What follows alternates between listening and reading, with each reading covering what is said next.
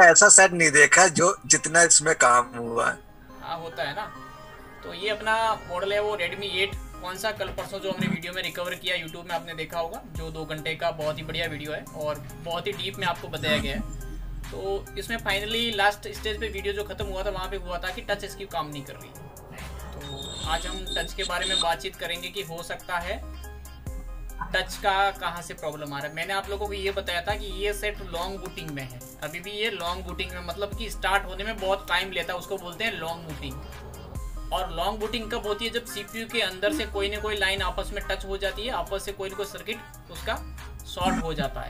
आपने सैमसंग के A50 वगैरह सेट देखे होंगे, उसमें जब कॉपी पीसीबी डाल दे हो तो उसकी टच की सर्किट को जलने के कारण या शॉर्ट होने के कारण वो सेट लॉन्ग बूटिंग में रहता है ना। तो इसका मतलब आप फाइनली समझ जाओ कि इसका टच का जो प्रॉब्लम है वो सीपीयू से है, आपको सीपीयू से है। देखिए अभी ये कितना टाइम ले रहा है ऑन होने में, बहुत ज़्यादा टाइम ले रहा है। जब तक ऑन हो जाए तब तक वेट करते हैं, कुछ बंदे और आ जाए तो। देखिए अभी ऑन हुआ है, पहले ऑन होने के बाद ये हाई बूटिंग में जाता था, हाई बूटिंग में जाके फिर हीटिंग होता था। तो मैंने आपको इस कैप को भी शॉर्ट था वो मैंने आपको निकाल के दिखाया था। तो देखिए यहाँ पे इसकी टच काम नहीं कर रही, तो आप देख पा रहे हो इसकी टच यहाँ पे काम नहीं कर रही है। देखिए बिल्कुल टच काम नहीं कर रही है, ठीक है। अब सेकंड टाइम आपको मैं इसका दूसरा कॉम्बो डाल के भी दिखा देता हूँ कि टच काम कर रही है या नहीं कर रही है। तो यहाँ पे देखिए सेट सेकंड लोगों पे गया है और ऑन भी हो गया है। अब देखते हैं इसका टच काम कर रहा है नहीं कर रहा। तो यहाँ पे मैं आपको दिखा रहा हूँ, एक तो टच काम नहीं कर रहा, दूसरा एक नई प्रॉब्लम देखिए, आप देख पा रहे हो, देखो ब्लिंक कर रहा है, जो कि पहले वाला कॉम्बो नहीं कर रहा, ये वाला कॉम्बो ब्लिंक कर रहा है। मैं इसको कुछ हाथ वाथ नहीं लगा रहा हूँ, लेकिन ये देखो ऑटोमेटिक ब्लिंक कर रहा है। देखिए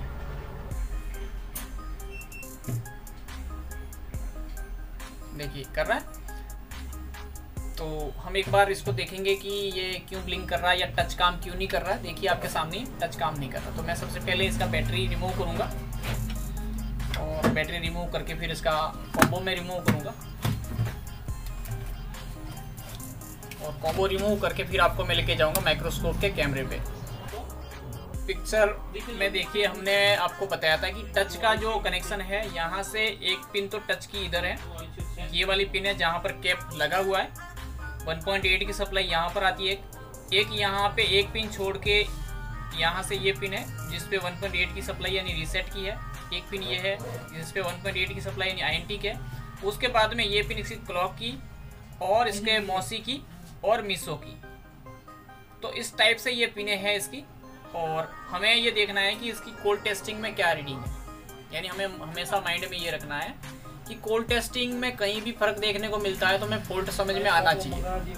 तो सबसे पहले हम जो अपनी फीडबैक वाली जो लाइन है 1.8 की, वहाँ पर देखते क्या वहाँ पे कोई वैल्यू है, वहाँ पे आपको कोई वैल्यू मिल रही या नहीं मिल रही। देखिए कितना आ रहा वैल्यू, 471 है ना। इसका मतलब है कि ये लाइन किसी न किसी सर्किट से कनेक्टेड है, हम ये मान सकते हैं। इसके बाद में 2 नंबर पिन इसकी ये है,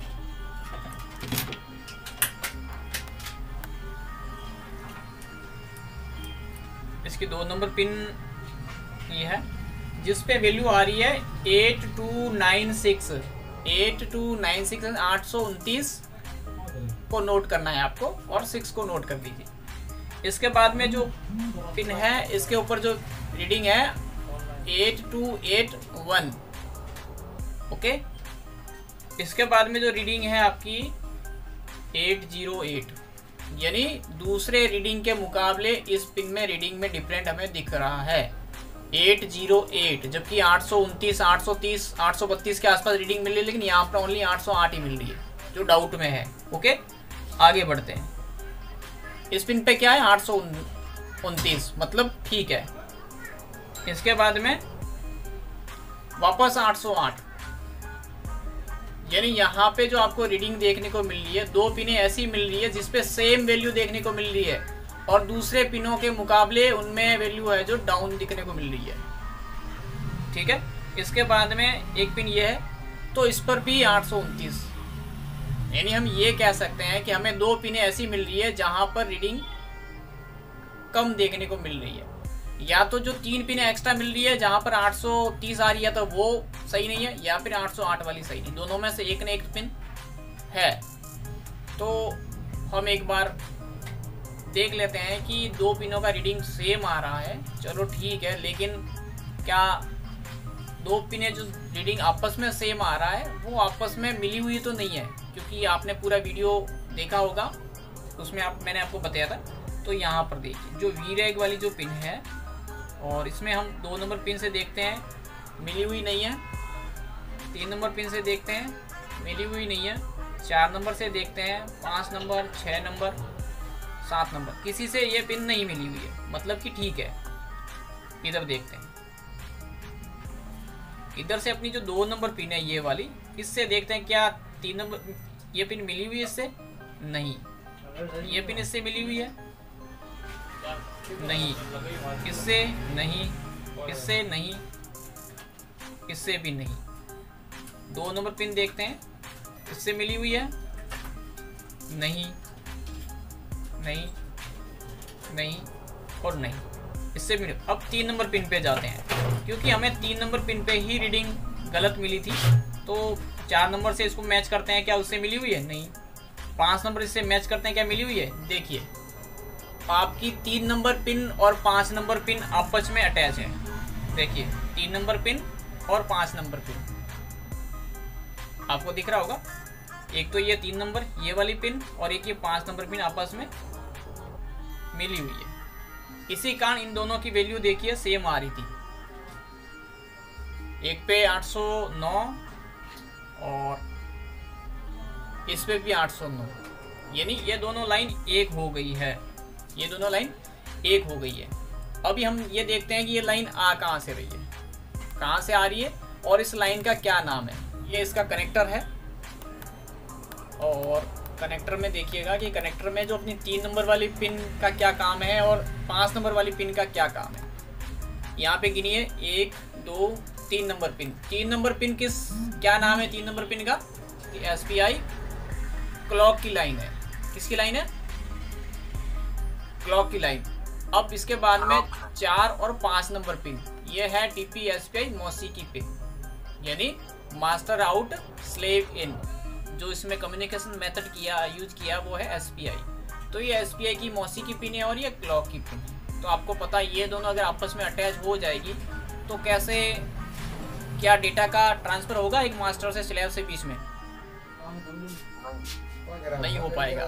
तो हमें ये देखना पड़ेगा कि ये लाइन आ कहाँ से रही है और कौन से पिन से आ रही है। तो हम इस पिन को नोट करेंगे ये कहाँ जा रही है। तो ये डायरेक्टली आपकी CPU को जाती है, और CPU में ये रही, देखो एक तो ये आपकी मॉसी ये वाली, एक क्लॉक और एक मॉसी, ये दोनों पिन है। ये अगर हम यहाँ से देखेंगे CPU की 1 नंबर 2 नंबर, 2 के बाद में 1 2 3 और 4 नंबर पिन, यहाँ पे भी ये 3 और 4 नंबर पिन आ रही है। इसको हमें CPU को उठाकर देखना पड़ेगा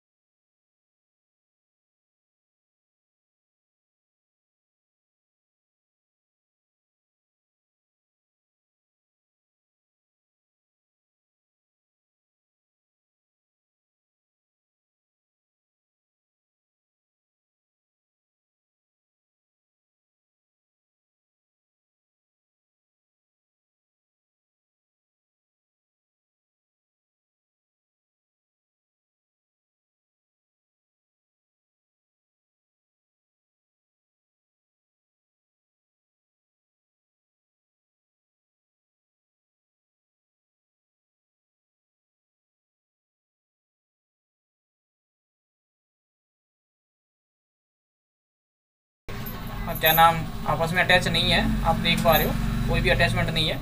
और एक बार आप लोगों को मैं यहाँ पे वैल्यू भी मेजर करवा लेता हूँ कि वैल्यू चेंज है सभी पे या सेम है किसी न किसी पे। देखिए 788, 792, 792,